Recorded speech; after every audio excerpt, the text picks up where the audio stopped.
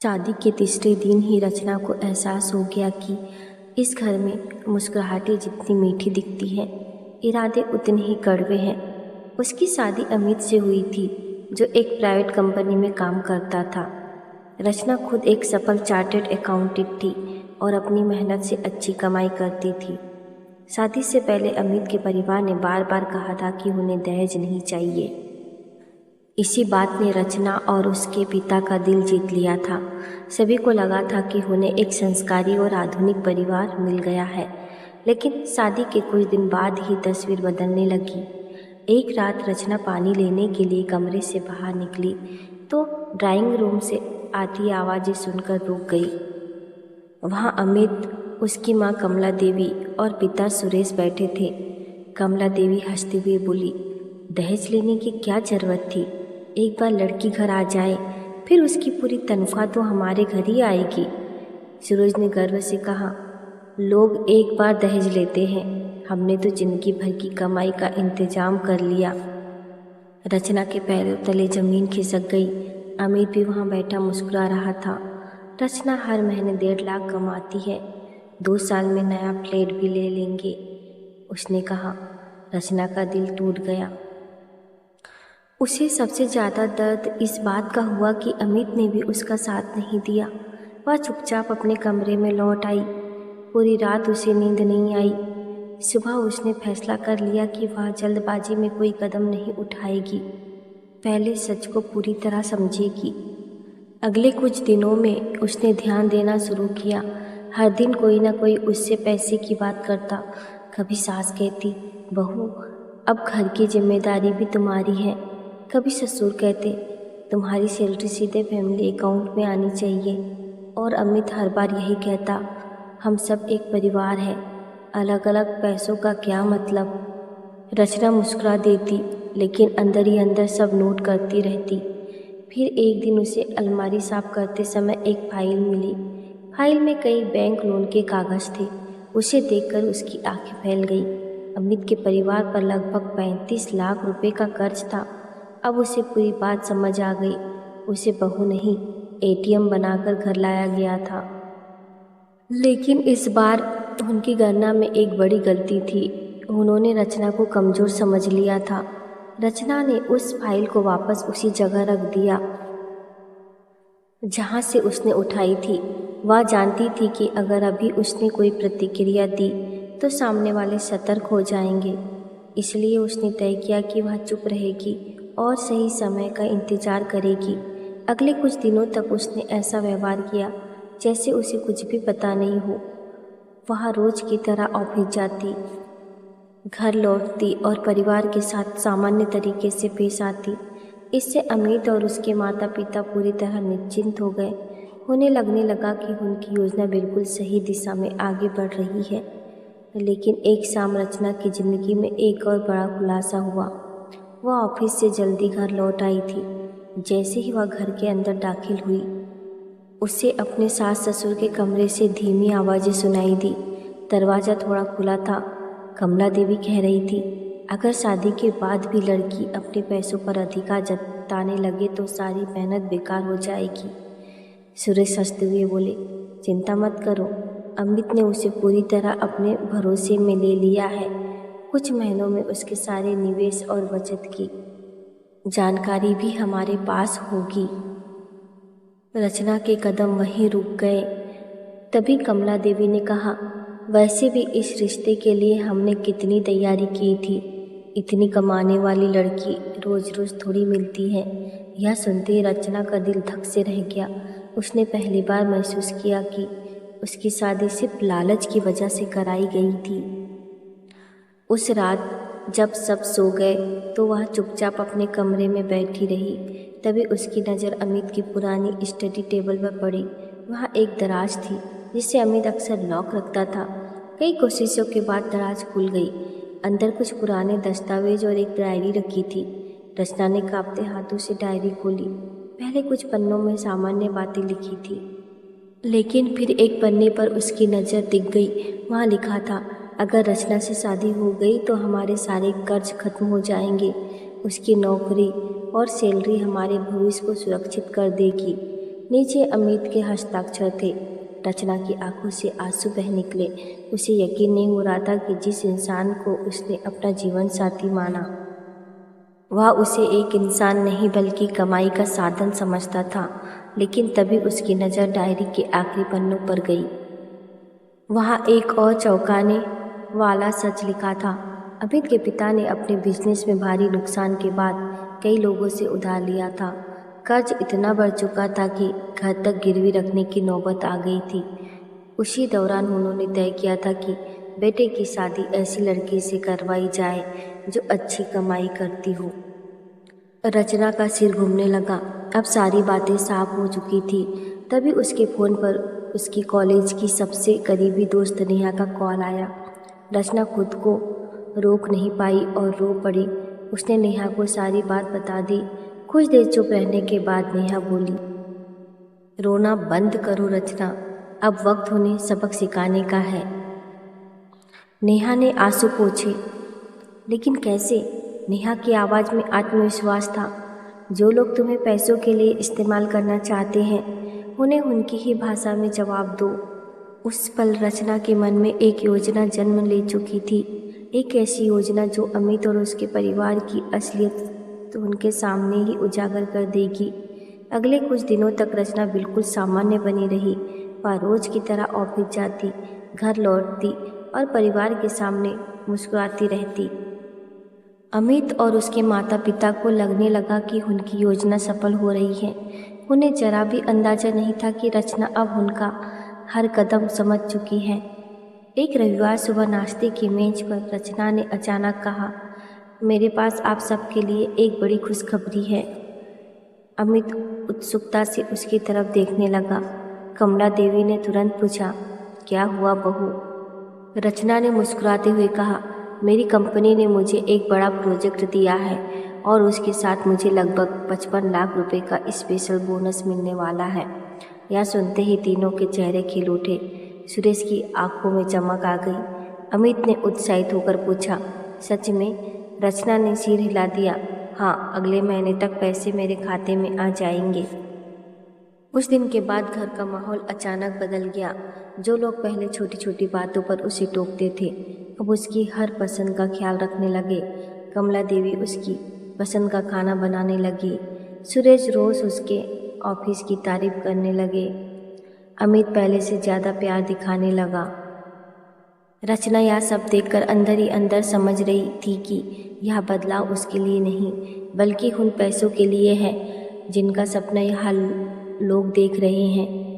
एक शाम उसने जानबूझकर कहा, मैं सोच रही हूँ कि बोनस के पैसे से अपने माता पिता के लिए एक घर खरीद दूँ। यह सुनते ही तीनों के चेहरे उतर गए। कमला देवी तुरंत बोली, अरे बहू, पहले अपनी घर की ज़रूरतें पूरी करनी चाहिए। सुरेश ने भी बात बढ़ाई, तुम अब इस परिवार का हिस्सा हो, पैसा परिवार के काम आना चाहिए।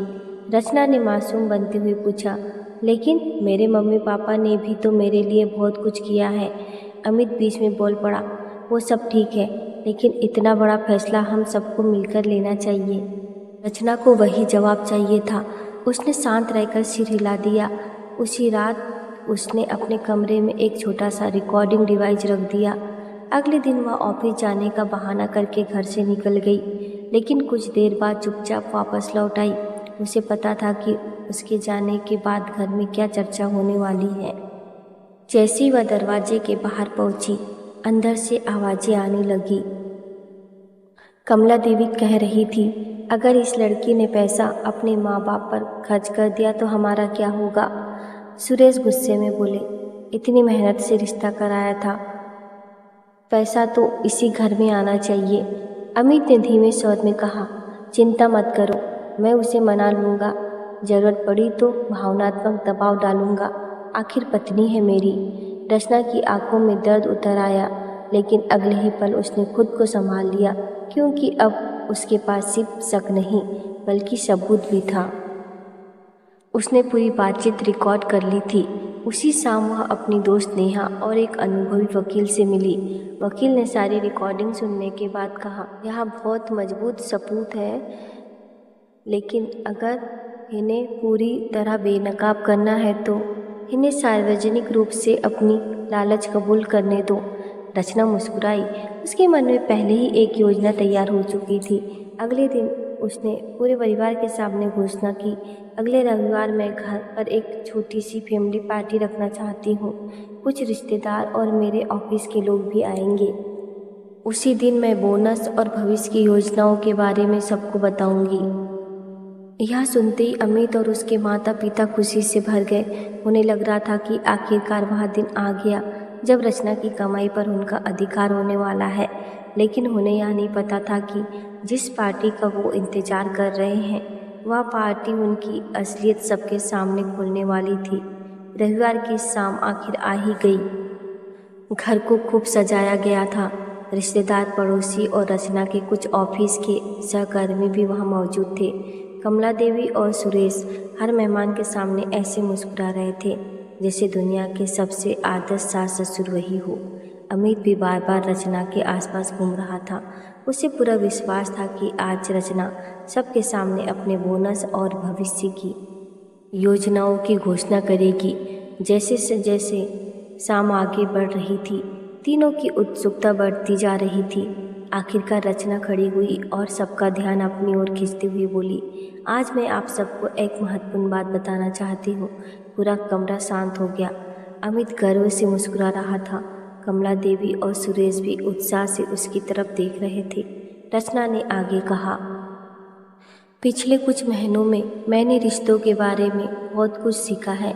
मैंने सीखा है कि कुछ लोग आपको आपके व्यक्तित्व के लिए नहीं बल्कि आपके पैसों के लिए महत्व देते हैं। यह सुनकर अमित का चेहरा थोड़ा गंभीर हो गया। रचना ने रिमोट उठाया और सामने लगी बड़ी स्क्रीन ऑन कर दी। अगले ही पल कमरे में रिकॉर्डिंग चलने लगी। सबसे पहले सुरेश की आवाज़ गूंजी, इतनी मेहनत से रिश्ता कराया था, पैसा तो इसी घर में आना चाहिए। फिर कमला देवी की आवाज़ सुनाई दी, अगर इस लड़की ने पैसा अपने माँ बाप पर खर्च कर दिया तो हमारा क्या होगा। उसके बाद अमित की आवाज़ आई, चिंता मत करो, मैं उसे मना लूँगा, ज़रूरत पड़ी तो भावनात्मक दबाव डालूँगा, आखिर पत्नी है मेरी। जैसे ही रिकॉर्डिंग ख़त्म हुई पूरे कमरे में सन्नाटा छा गया। रिश्तेदार एक दूसरे का चेहरा देखने लगे। अमित का चेहरा पीला पड़ चुका था। कमला देवी के हाथ कांपने लगे। सुरेश की नज़रें झुक गई। रचना ने शांत स्वर में कहा, यह वही लोग हैं जिन्होंने शादी से पहले कहा था कि उन्हें दहेज नहीं चाहिए, लेकिन सच्चाई यह है कि इन्होंने दहेज नहीं छोड़ा था बल्कि पूरी जिंदगी की कमाई पाने का तरीका ढूंढ लिया था। अमित गुस्से में खड़ा हो गया। रचना, तुम हमें सबके सामने बदनाम कर रही हो। रचना मुस्कुराई, नहीं अमित, मैं सिर्फ सच दिखा रही हूँ। बदनाम तो तुम लोग अपने कर्मों से पहले ही हो चुके हो। तभी उसने एक और फाइल सबके सामने रख दी। उसमें बैंक लोन, कर्ज और वह सारे दस्तावेज थे जो उसने अलमारी और डायरी से जुटाए थे। अब किसी के पास सफाई देने का मौका नहीं था। एक बुजुर्ग रिश्तेदार खड़े हुए और बोले, शर्म आनी चाहिए तुम्हें, बहू को बेटी कहकर घर लाए और उसे एटीएम समझते रहे। धीरे धीरे कई लोग रचना के समर्थन में बोलने लगे। कमला देवी की आंखों से आंसू निकलने लगे, लेकिन अब किसी को उन आंसुओं पर विश्वास नहीं था। तभी रचना ने सबके सामने एक और घोषणा की, वैसे एक बात और बतानी है। सब उसकी ओर देखने लगे। रचना ने कहा, कोई बोनस आने वाला ही नहीं था, वह सिर्फ एक झूठ था ताकि मैं जान सकूं कि इस घर में मेरी कीमत कितनी है। यह सुनते ही अमित और उसके माता पिता के चेहरे उतर गए। उन्हें समझ आ गया कि वे पूरी तरह रचना की योजना में फंस चुके हैं, लेकिन असली झटका अभी बाकी था। तभी दरवाजे पर घंटी बजी। कुछ सेकंड बाद दो लोग अंदर आए। उनमें से एक वकील था और दूसरी महिला आयोग का अधिकारी था। रचना ने उनकी तरफ देखते हुए कहा, अब आगे की बात कानून करेगा। यह सुनते अमित के पैरों तले जमीन खिसक गई। वकील और महिला आयोग के अधिकारी को सामने देखकर अमित के चेहरे का रंग उड़ गया। कमला देवी घबराकर कुर्सी पर बैठ गई और सुरेश के हाथ कांपने लगे। पूरे कमरे में सन्नाटा छाया हुआ था। कुछ देर पहले तक जो लोग खुद को बहुत चालाक समझ रहे थे, अब उनके पास छिपने की कोई जगह नहीं बची थी। महिला आयोग की अधिकारी ने आगे बढ़कर कहा, हमें बहू की आर्थिक और मानसिक प्रताड़ना से जुड़े कुछ सबूत मिले हैं। जांच के लिए आप लोगों को सहयोग करना होगा। अमित तुरंत चिल्लाया, यह सब झूठ है, लेकिन उसकी आवाज़ में अब पहले वाला आत्मविश्वास नहीं था। रचना ने शांत स्वर में कहा, झूठ और सच का फैसला अब सबूत करेंगे। वकील ने फाइल खोलते हुए कहा, हमारे पास रिकॉर्डिंग, दस्तावेज और कई अन्य प्रमाण हैं जो बताते हैं कि शादी का उद्देश्य एक लड़की की आय और संपत्ति पर नियंत्रण पाना था। रिश्तेदारों के चेहरे शर्म से झुक गए। कई लोगों ने वहीं अमित और उसके परिवार को खरी खोटी सुनानी शुरू कर दी। धीरे धीरे सभी मेहमान वहां से जाने लगे। कुछ ही मिनटों में वह घर, जो थोड़ी देर पहले लोगों से भरा हुआ था, लगभग खाली हो चुका था। अमित ने गुस्से में रचना की तरफ देखा, तुमने मेरी जिंदगी बर्बाद कर दी। रचना की आंखों में दर्द नहीं, सिर्फ दृढ़ता थी। उसने जवाब दिया, नहीं अमित, मैंने सिर्फ अपनी ज़िंदगी बचाई है। यह सुनकर अमित चुप हो गया। शायद पहली बार उसे अपनी गलती का एहसास हो रहा था। अगले कुछ हफ्तों में मामला कानूनी प्रक्रिया तक पहुंच गया। जांच में कई बातें साबित हुई। परिवार के कर्ज, उनकी योजनाएं और रचना की कमाई पर कब्जा करने की कोशिश सब सामने आ गया। अमित और उसके माता पिता की समाज में बहुत बदनामी हुई। जो लोग कभी उनकी तारीफ करते नहीं थकते थे, वही अब उनसे दूरी बनाने लगे। कुछ महीने बाद रचना ने तलाक के लिए आवेदन कर दिया। इस बार उसने कोई आंसू नहीं बहाया, क्योंकि वह समझ चुकी थी कि हर रिश्ता बचाने लायक नहीं होता। कुछ रिश्तों को छोड़ देना ही सबसे बड़ा साहस होता है। एक दिन अदालत से बाहर निकलते समय उसने आसमान की ओर देखा। उसे लगा जैसे वर्षों बाद उसके कंधों से कोई भारी बोझ उतर गया हो। उसी शाम वह अपने माता पिता के घर पहुंची। उसके पिता ने दरवाज़ा खोला। उनकी आंखें भर आई। बेटा, तू ठीक है ना? रचना मुस्कुरा दी और पहली बार सुकून से बोली, अब बिल्कुल ठीक हूँ पापा। उसकी माँ ने उसे गले लगा लिया। उस पल रचना को एहसास हुआ कि सच्चा परिवार वह होता है जो मुश्किल समय में आपके साथ खड़ा रहे, ना कि वह जो आपके पैसों के साथ खड़ा रहे। 1 साल बाद रचना ने अपनी मेहनत से एक नई कंसल्टेंसी फर्म शुरू की। उसकी कंपनी तेज़ी से आगे बढ़ने लगी। उद्घाटन के दिन उसने अपने माता पिता को मंच पर बुलाया और कहा, मेरी सबसे बड़ी पूंजी मेरा बैंक बैलेंस नहीं, बल्कि मेरे माता पिता का विश्वास है। पूरे हाल में तालियां गूंज उठी। उसी भीड़ में खड़ी कई महिलाएं उसे देखकर प्रेरणा ले रही थी। रचना मुस्कुराई। कभी उसे लगता था कि उसकी शादी टूटना उसकी हार है, लेकिन आज उसे समझ आ गया कि वह उसकी सबसे बड़ी जीत थी, क्योंकि जिसने खुद की कीमत समझ ली, उसे दुनिया का कोई लालची इंसान कभी इस्तेमाल नहीं कर सकता। तो दोस्तों, यह कहानी आपको कैसी लगी कमेंट करके ज़रूर बताइएगा। और अब तक आपने हमारे चैनल अनमोल प्यारी कहानी जंक्शन को सब्सक्राइब नहीं किया है तो ज़रूर सब्सक्राइब करिएगा। मिलते हैं एक नई कहानी के साथ।